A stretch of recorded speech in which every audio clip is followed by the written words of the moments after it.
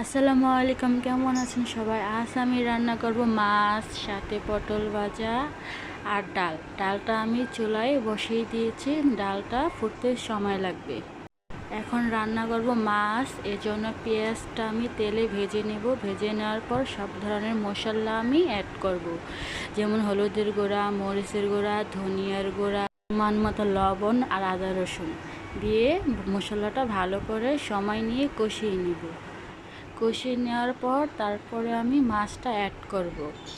এই যে আমার মশলা কষানো হয়ে গেছে, এখন আমি দিয়ে দিব মাছ। এই যে আমি মাছ দিয়ে দিয়েছি। এই মাছগুলো কিন্তু আমার মা দেশে থেকে আসার সময় আমাকে দিয়ে দিয়েছে।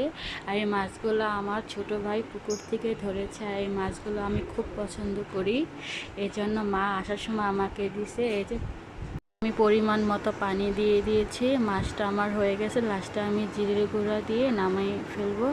এখন আমি এক চুলায় পটল ভেজে নিব, আর অন্যদিকে আমার ডালও হয়ে গেছে।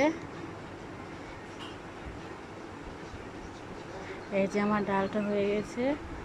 আর কালকের কিছু গরুর মাংস ছিল, সেটা আমি গরম করে নিব।